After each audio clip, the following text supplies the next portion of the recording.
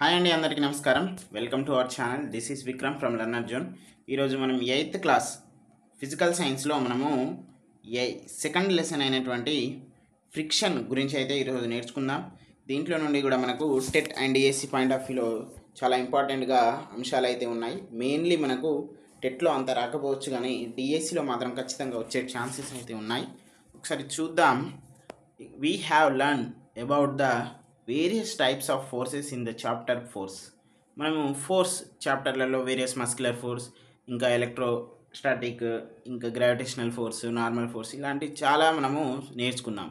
So we also have learned about the force of friction గురించి కూడా నేర్చుకున్నాం. Which plays an important role in daily life. Let us learn in detail about this force in this chapter. మనము daily లైఫ్లో friction యొక్క importance అయితే చూస్తున్నాము. అలాగే friction గురించి ఈ ఫ్రిక్షన్ చాప్టర్లో డీటెయిల్గా నేర్చుకుందామని అయితే ఇవ్వడం జరిగింది. Okay, force of friction and it's types. అసలు ఫోర్స్ ఆఫ్ ఫ్రిక్షన్ అంటే ఏంటిది, ఇట్స్ టైప్స్ ఎట్లా ఉన్నాయనేది చూద్దాం. ఇక్కడ నేను ముందుగానే చెప్తున్నాను, ఇంపార్టెంట్ పాయింట్స్ మ్యాక్సిమం అన్నీ కూడా నేను టెక్స్ట్ బుక్స్లో కవర్ చేసేస్తా. మిగతా అన్నీ కూడా మనము నోట్స్లో చూసుకుందాం. ఓకే, అటు ఇటు కన్ఫ్యూజ్ ఏం అవ్వకండి. అక్యురేట్గా మాత్రమే అందిస్తున్నాం, మేమేం అటు ఇటుగా అందిస్తలేం. సో ఖచ్చితంగా కొత్త వాళ్ళు ఎవరైతే చూస్తున్నారో వాళ్ళు సబ్స్క్రైబ్ చేయండి. పాత వాళ్ళు లైక్స్ కొడతలేరు, మరి ఎందుకు కొడతలేరు అనేది అర్థం అవ్వట్లేదు. దయచేసి లైక్ అయితే కొట్టండి, మాకు ఒక బూస్టింగ్గా ఒక 10 మందికి ఇది చేరువలో పోతుంది. ఓకే, మనం ఇప్పుడు స్టార్ట్ చేద్దాం.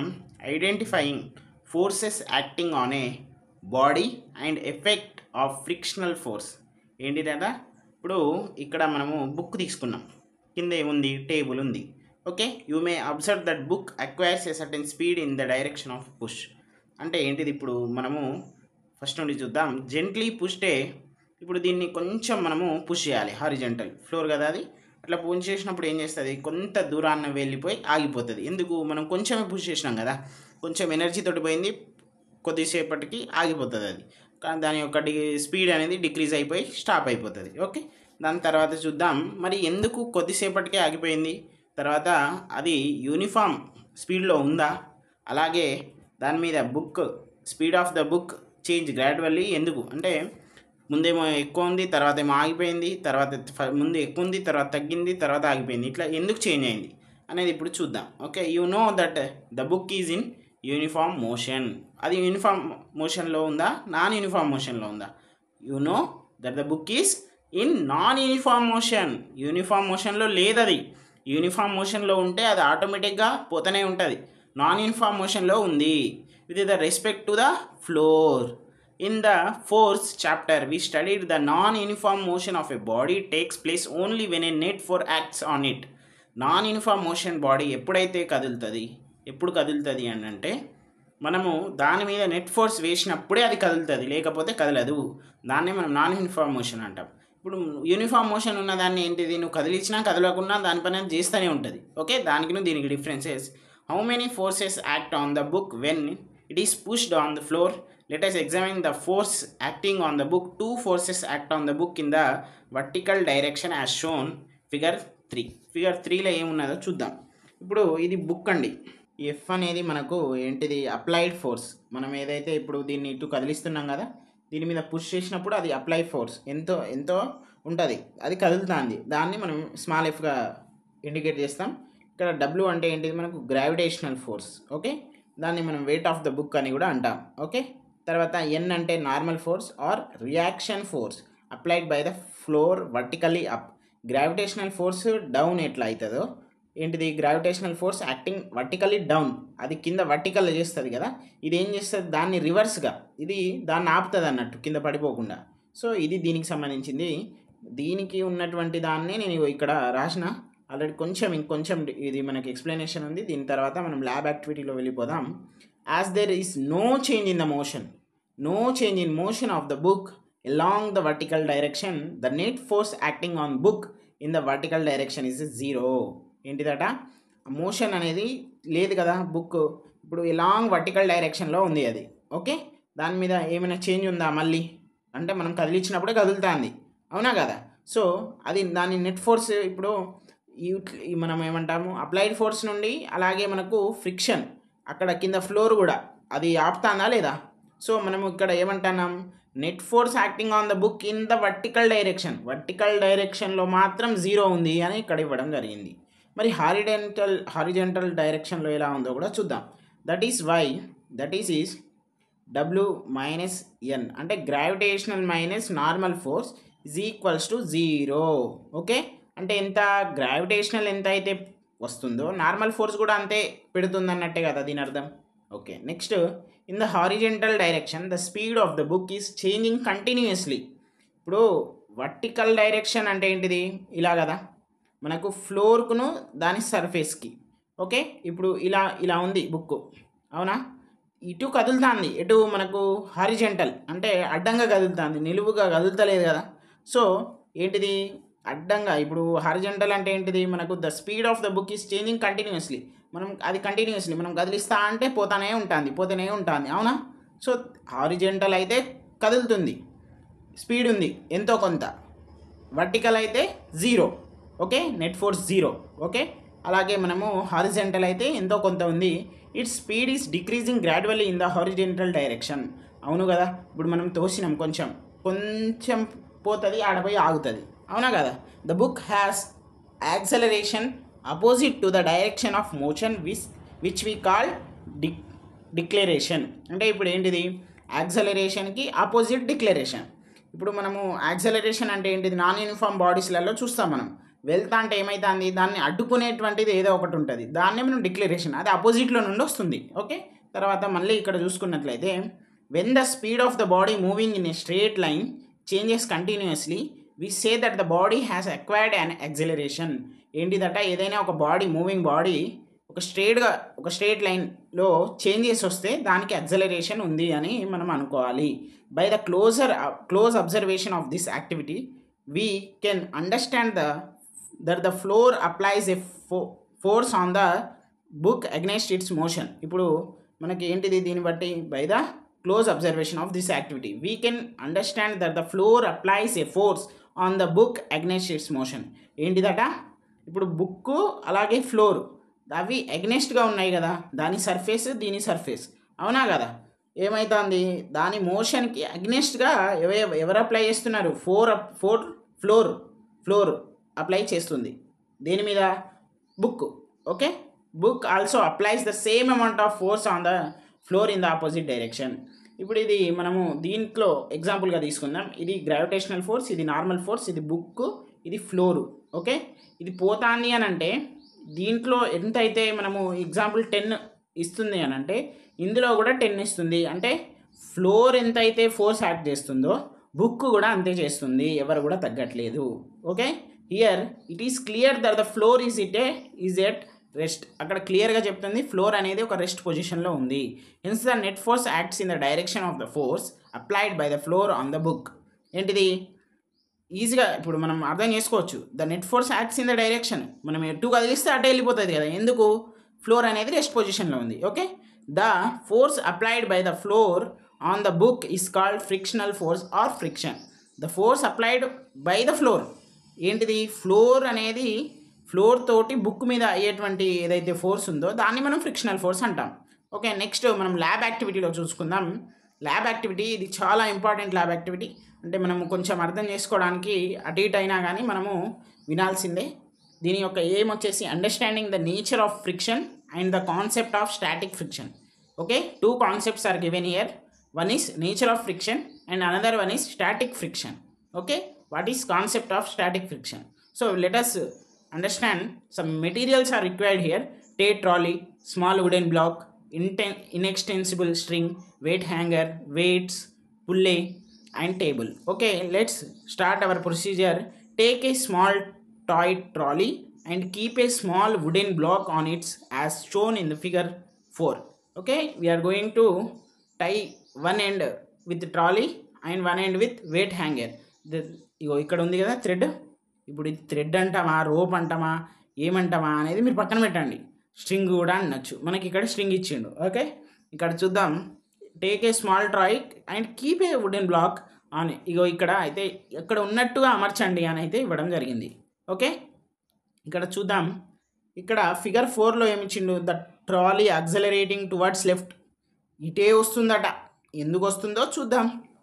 Okay, tie and inextensible string to the trolley and pass it over a pulley and other end of the string is fixed to the weight hanger. దీనికి ఒకటి ట్రై చేయాలి, ఇట్లా నుండి ఇట్లా వెయిట్ హ్యాంగర్కి ఒకటి ట్రై చేయాలి. Take a small weight and keep it on weight hanger and observe the changes in the motion of block and trolley. ఇప్పుడు మీరు గమనించండి, ఇదంతా ఒకటే పార్ట్ కాదండి. ఈ బ్లాక్ వేరేది, ఇది ట్రాలీ కిందది, ఇది ఏమో మనకు స్ట్రింగ్, ఇక్కడేమో మనకు వెయిట్ హ్యాంగర్ అయితే ఇచ్చారు. దీని మీద మనము ఇంకొంచెం అమౌంట్ ఆఫ్ వెయిట్ అనేది పెట్టండి, మీరు దీని యొక్క కదలికను గమనించండి అని అయితే ఇవ్వడం జరిగింది. ఓకే, నెక్స్ట్ ఇక్కడ we will notice that the trolley with the block on its moves towards left with an acceleration. The block is at rest with respect to the surface of the trolley but it is in motion with the respect to the surface of table. Okay, దీనికి మనము అర్థం చెప్పుకోవాలంటే అది ఎటు కదులుతుంది, లెఫ్ట్కు కదులుతుంది, ఇటు, అవునా కదా. ఏంటిది ఇప్పుడు ఇక్కడ 2 కాన్సెప్ట్స్ మనం చూస్తున్నాం. ఒకటి సర్ఫేస్ ఆఫ్ బాక్స్ ఆర్ ఇది ఏంటిది మీద ఉన్నటువంటి దాన్ని, అలాగే సర్ఫేస్ ఆఫ్ ట్రాలీ. ఈ రెండింటితోటి పోలిస్తే అది రెస్ట్ పొజిషన్లో ఉంది. ఏంటిది ఇప్పుడు మనకు ఏమంటాం, ఇది అది మన బ్లాక్. ఓకే, వుడెన్ బ్లాక్ అది. ఓకే, ఏంటిది మళ్ళీ ఇప్పుడు దీనికి ఏవైతే మీద పెట్టినాం కదా, అదిని ఫ్లోర్కి చూస్తే ఏమవుతుంది, ఇది కదులుతుంది. ఇప్పుడు మధ్యలో ట్రాలీ ఉన్నదా అంటే అది పక్కన పెట్టు నువ్వు. ఓకే, ఇక్కడ 2 కాన్సెప్ట్స్ ఏమిచ్చిండు. The block is at rest with respect to the surface of trolley. Surface of trolley, ట్రాలీకి సంబంధించింది చూస్తే అది రెస్ట్ పొజిషన్లో ఉంది. అదే నీకు సర్ఫేస్ ఆఫ్ ఫ్లోర్ చూస్తే అది ఎట్లా ఉంది, కదులుతుంది అనేటువంటి 2 అంశాలు ఇక్కడ గమనించవచ్చు. Okay, now keep on increasing the weight on the hanger, observe the motions of both trolley and block. ఇప్పుడు మనము ఇక్కడ ఇటు పక్కగా అయితే ఇవ్వడం జరిగింది, దీని మీద ఇంకా నువ్వు వెయిట్ ఇంక్రీజ్ చేయి, అది దాని యొక్క కదలికలు ఎట్లా ఉన్నాయి అనేది చూద్దాం. Okay, thus the force of friction by the surface of the trolley acts on the block in the direction of the motion. ఏం చెప్పిండు, మంచిగా చెప్పిండు, ఇది మోస్ట్ ఇంపార్టెంట్.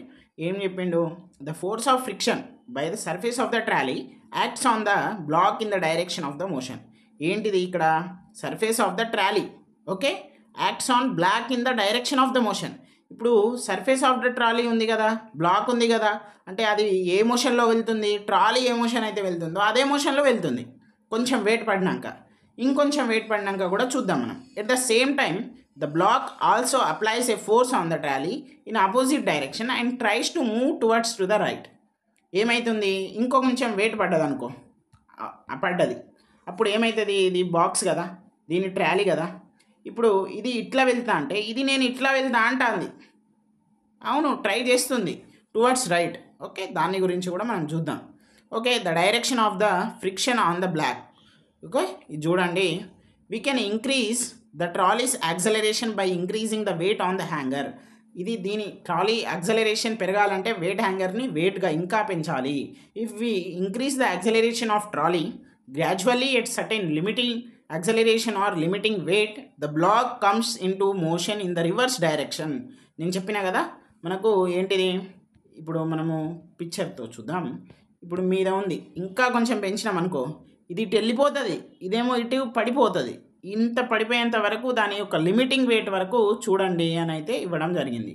ఓకే, తర్వాత మనం చూద్దాం ఇక్కడ ఏంటిది, this means that now there exist relative motion between the surface of the trolley and the box. అక్కడ ఏముంది, ఏదో సంథింగ్ అయితే ఉంది, ఒక చిన్న మోషన్, రిలేటివ్ మోషన్ లాగా అయితే ఉంది బిట్వీన్ ఎవరెవరి మధ్యలో, ట్రాలీ అండ్ ద బాక్స్, వాళ్ళ సర్ఫేస్, అవునా కదా. అది అయితే మనం ఇప్పుడు కనుక్కున్నాము.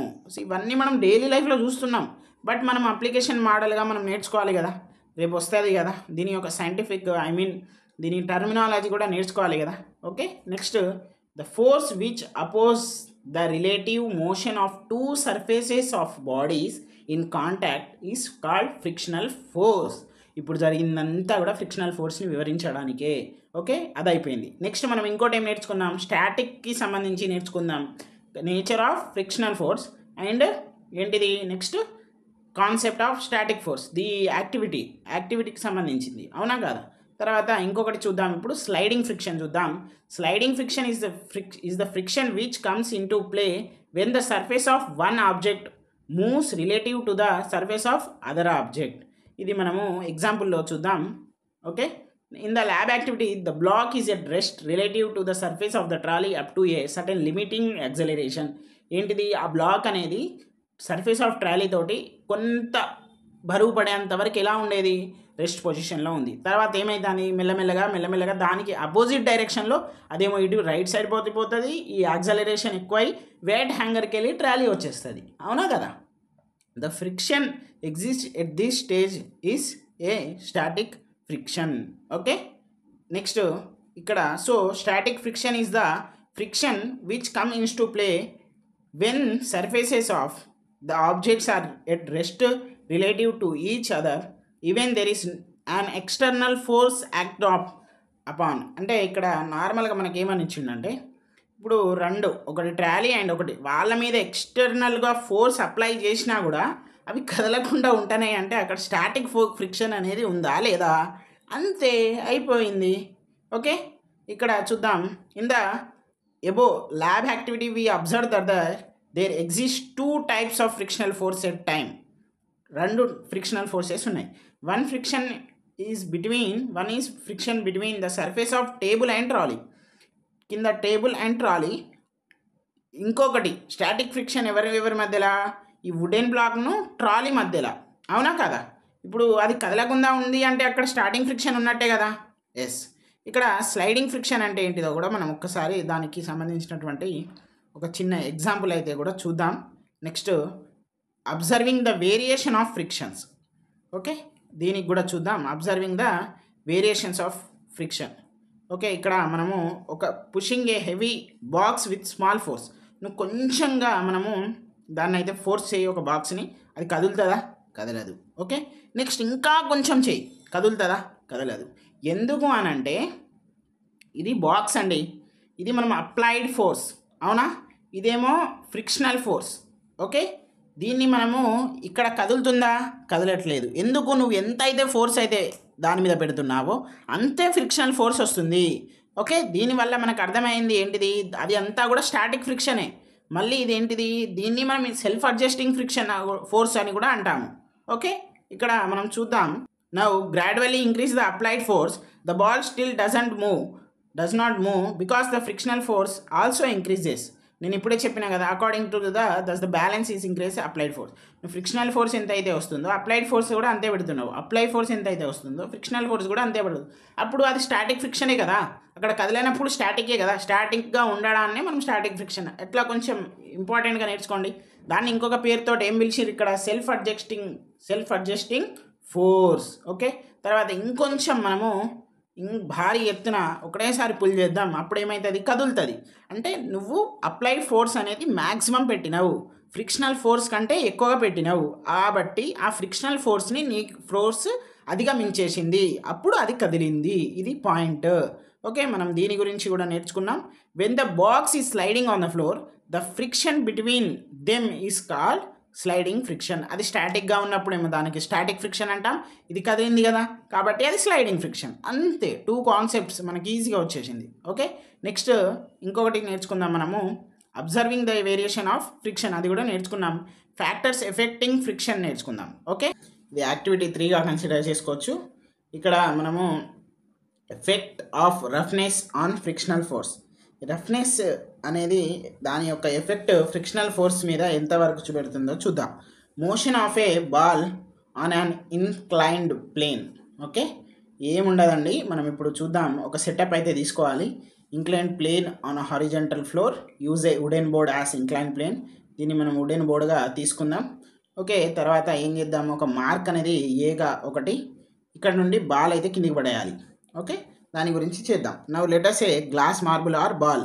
దాన్ని ఏం చేయాలి, ఒక పాయింట్ ఇప్పుడు ఏ తీసుకున్నాం కదా, ఇక్కడ నుండి పడిపోవాలి, అంటే పడేయాలి, అంటే అక్కడ రోలింగ్ లాగా చేసుకున్నట్లయితే అదొక స్థానంలో పోయి ఆగుతుంది.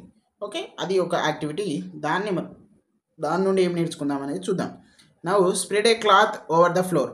ఇప్పుడు ఏం చేసినాం, మనము కింద ఒకటి క్లాత్ చేద్దాం, దానికి ఎలాంటి ముడతలు లేకుండా చేద్దాం.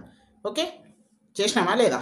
చేసినాం, అయిపోయింది. తర్వాత దాని మీద ఏం చేయాలి మనం? సేమ్గా గ్లాస్ మార్బుల్ ఆర్ మనం ఏం చేయాలి, బాల్గా ఏదైనా కూడా సేమ్ అది ఎలాగైతే దొర్లి పెట్టినామో దీన్ని కూడా అట్లా పెట్టినాం. ఓకే, రెండు అయిపోయింది. ఇది కూడా సమ్ డిస్టెన్స్కి పోయి ఆగింది. ఓకే, ఇది ఒక చోట ఆగితే ఇంకొక చోట ఇంకోది ఆగింది. ఓకే, మనం ఏం అబ్జర్వ్ చేసినాం దీంట్లో? If you do the above activity by replacing the cloth with white marbles surface are glass surface can you predict the distance covered by the pencil cell. ఇప్పుడు మనం ఏంటిది, మనం దీన్ని కంక్లూడ్ చేద్దాం. అసలు ఏమైందని కంక్లూడ్ చేస్తావు అని నీకు అనిపించవచ్చు. ఓకే, మళ్ళీ చెప్తాను వినండి. ఏ అనే పాయింట్ తీసుకున్నాం, ఇంక్లైన్ ప్లేన్ తీసుకున్నాం, వుడెన్ది తీసుకున్నాం, తర్వాత క్లాత్ తీసుకున్నాం, రెండిట్లో మీద బాల్ పెట్టినాం, అది పోయింది. ఈ బాల్ అనే ఏ అనే ఫస్ట్ ఎక్స్ అనేటువంటి వేరియబుల్ అనేది ఫలానా 10 సెంటీమీటర్స్కి ఆగింది, వై అనేది ఇంకొక 8 సెంటీమీటర్కి ఆగింది. ఇదేమో మనకు ఏమిటిది, ఫస్ట్ది వుడెన్దో గ్లాస్ది అనుకోండి, ఇదేమో క్లాత్ది అనుకోండి. ఓకే, అయిపోయింది. ఓకే, ఇప్పుడు దీన్ని బట్టి చూసుకున్నట్లయితే you can conclude that smoothness or roughness of the surfaces of the both floor and the glass marble could affect the distance travelled by it.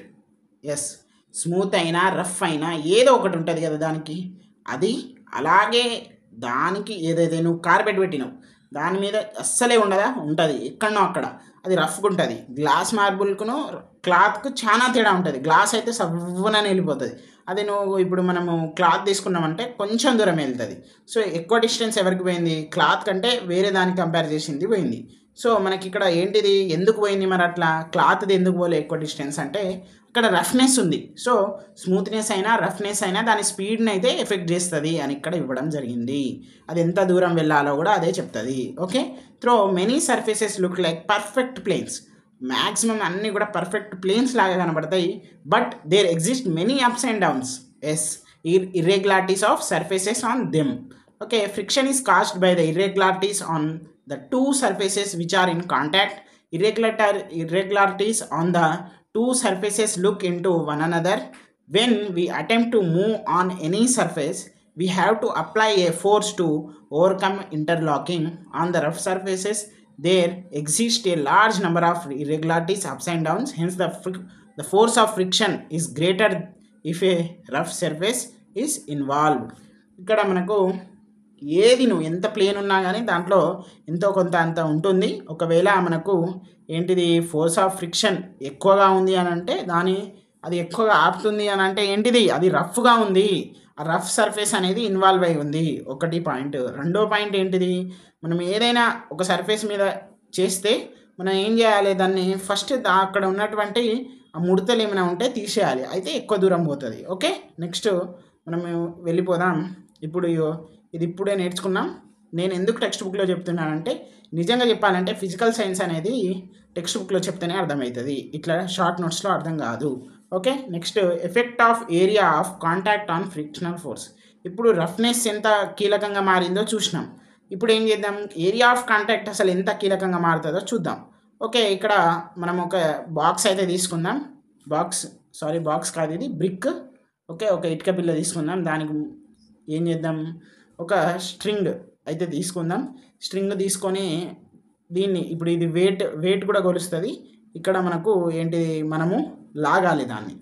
Okay, tie a string around a brick and pull the brick by using spring as shown in figure 10. Pulling a brick with spring balance. ఏంటిది, use spring balance as a device to measure the applied force.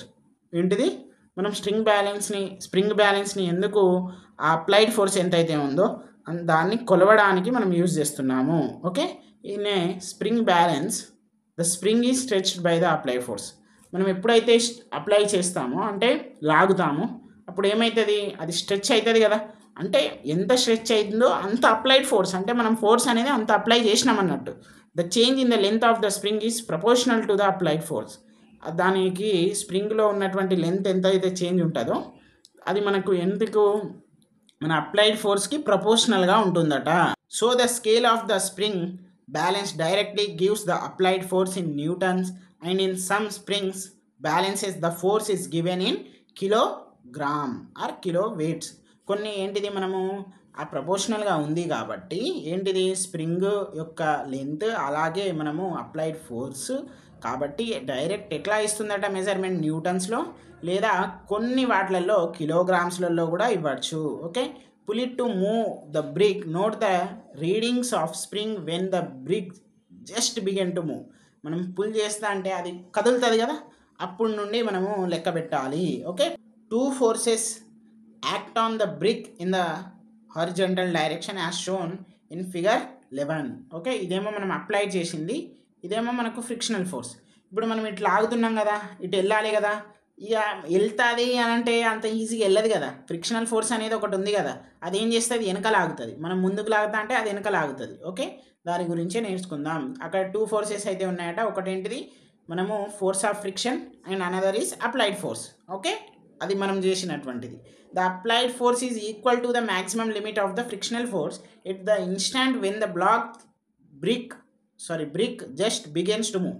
మనం ఎప్పుడైతే అది కదలక ముందు, అంటే అది ఇప్పుడే కదిలింది అని అంటే ఇంతకు ముందు మనం ఎంతైతే ఫోర్స్ చేస్తున్నామో ఫ్రిక్షనల్ ఫోర్స్ కూడా అంతే ఫోర్స్ చేసింది అన్నట్టు. అంటే కదిలిందంటే మన ఫోర్స్ అనేది మ్యాక్సిమం ఉన్నది. ఓకే, నెక్స్ట్ ఇక్కడ చూద్దాం. But they act in opposite direction. Yes, అవి ఇప్పుడు మనం ఇట్లా లాగుతా అంటే అదేం చేస్తుంది, ఇట్లా పోతుందా, ఆపోజిట్ డైరెక్షనే కదా. You can note down it's value by observing the reading of the spring balance. In this way we can measure the maximum frictional force offered by the surface. అంటే మనము దాన్ని మెజర్ చేసినట్లయితే ఏంటిది, ఆ సర్ఫేస్ కింద ఏదైతే surface ఉందో అది ఎంతవరకు ఫ్రిక్షనల్ ఫోర్స్ని అప్లై చేస్తుంది దాని మీద మనకంటే, అంటే మనల్ని దాన్ని కంపారిజన్ చేస్తే దాని మ్యాక్సిమం, దాని లిమిటింగ్ ఫోర్స్ అనేది మనకు తెలిసిపోతుంది. ఓకే, తర్వాత ఇప్పుడు ఉన్నటువంటి హారిజంటల్ని వర్టికల్ పెట్టి ఇప్పుడు కూడా లాగండి, repeat the same experiment. Okay, ఇది కూడా చేయడం జరిగింది. ఇక్కడ ఏమి ఇచ్చిండు conclusion, the frictional force appears to be the same in both cases irrespective of area of contact. అంటే మనం ఏం చేసినాం ఇప్పుడు, అసలు దేనికి ఏరియా ఆఫ్ కాంటాక్ట్ ఇదే కదా, ముందుదేమో రఫ్నెస్ది, ఇదేమో ఏరియా ఆఫ్ కాంటాక్ట్ని. అంటే ఇక్కడ వర్టికల్గా నువ్వు నిలువుగా దాన్ని తీసుకోపోయినా అడ్డంగా తీసుకోపోయినా ఏమైనా తేడా ఉందా, లేదు. సో ఏరియా ఆఫ్ కాంటాక్ట్ అనేది అంతగా ప్రభావితం చెయ్యదు. Okay, next effect of normal force on friction చూద్దాం. As in the activity 4. Okay, activity 4 ఇక్కడనే ఇక్కడ జరిగింది కదా, దీనిలాగానే మనం కూడా ఇప్పుడు దాని గురించి keep a brick on the horizontal force and pull it with spring balanced attached to it and measure the frictional force. Same ఇట్లనే లాగు అని అన్నాడు. అప్పుడు మనం లాగినాం, ఏం జరిగిందో చూద్దాం. Now put another brick over the brick tied to the spring balance or press it vertically with your hand and then measure. ఇప్పుడు ఏంటిది, ఒక బ్రిక్ తీసుకున్నాం, మళ్ళీ ఇంకొకటి బ్రిక్ పెట్టు అన్నాడు, పెట్టినాం.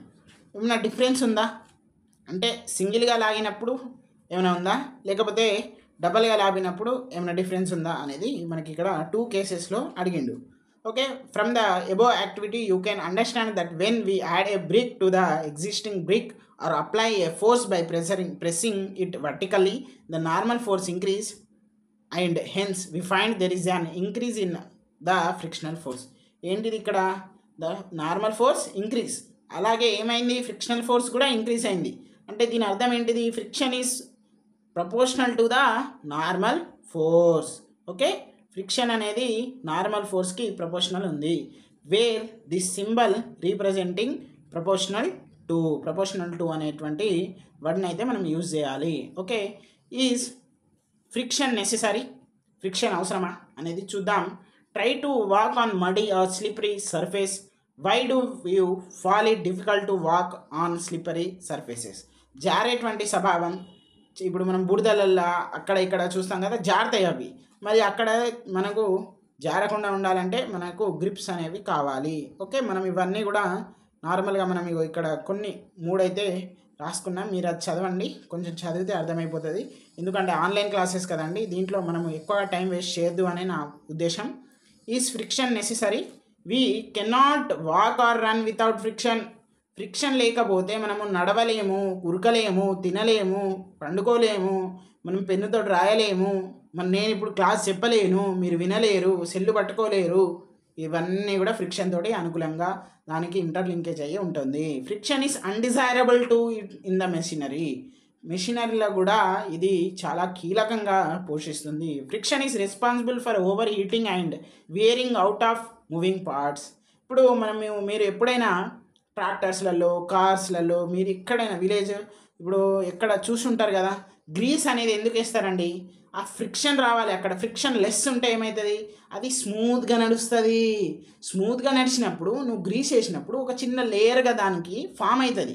ఫామ్ అయ్యి ఏం చేస్తుంది, ఇప్పుడు ఇటు హార్డ్ సర్ఫేస్ ఉంటుంది, ఇటు హార్డ్ సర్ఫేస్ ఉంటుంది, దాని మధ్యలో ఏమంటుంది, గ్రీస్ అనేది ఒక చిన్న లేయర్గా ఫామ్ అయిపోతుంది. అప్పుడు ఈ స్మూత్ సర్ఫేస్ అనేది రెండింటికి కూడా ఈక్వల్గా మంచిగా నడిపిస్తుంది. అదే ఇది అయిపోయింది అనుకో గ్రీస్, ఇవి రెండు హాట్ కదా, ఏమవుతుంది, అవి వేడి పుట్టిస్తుంది, ఓవర్ హీటింగ్ అవుతుంది.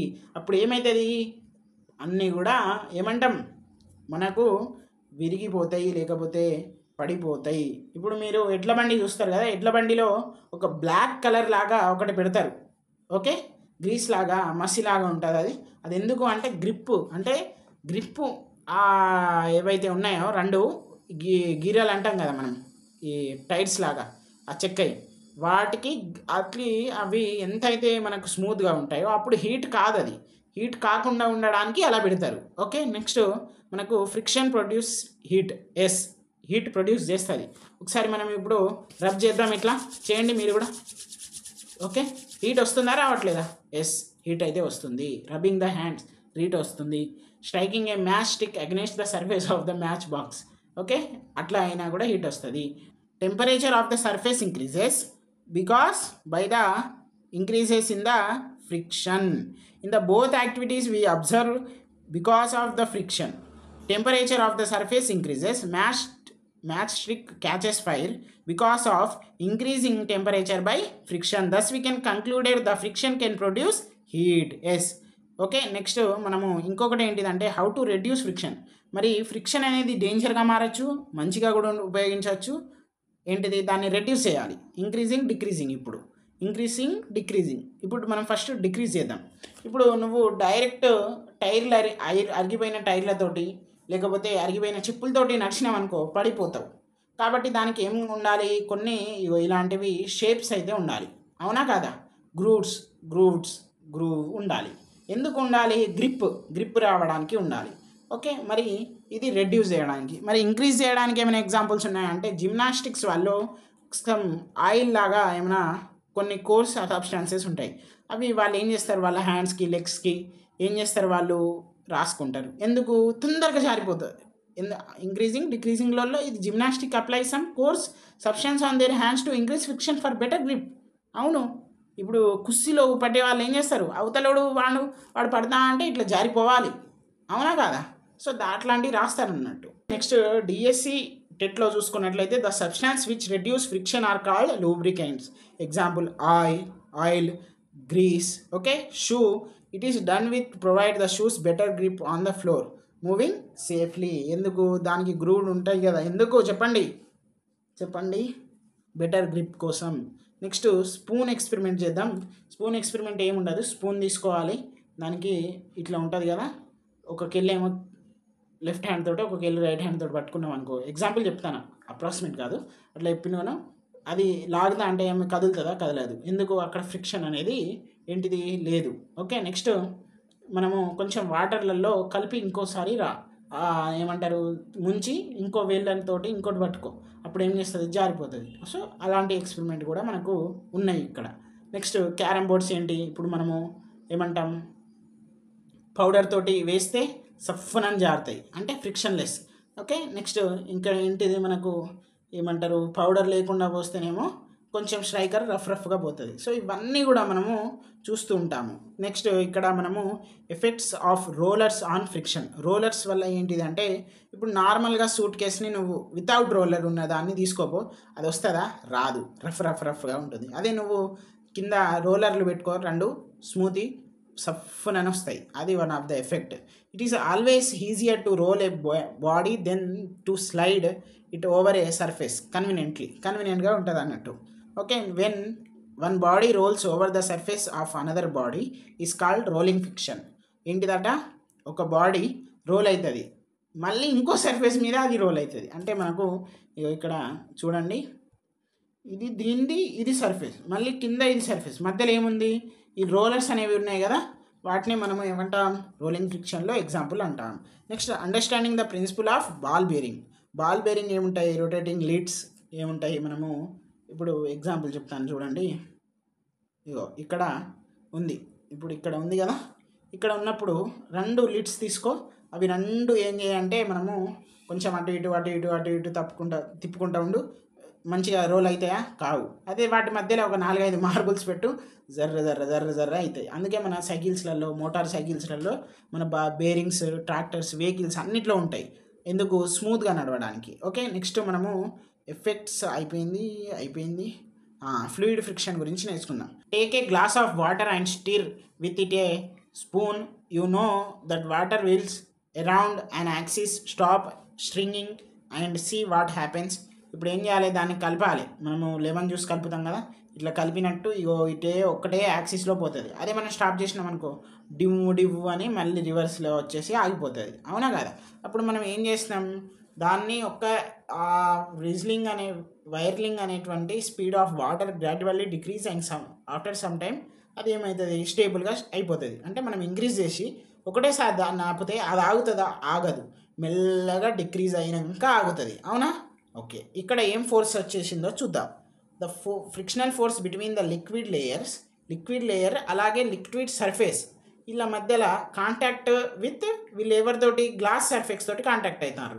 సో ఇక్కడ ఏంటిది మనం అర్థం చేసుకోవాలి, the frictional forces between the liquid layers and between the liquid surfaces that is in contact with glass surfaces are responsible for stopping the rotation of water.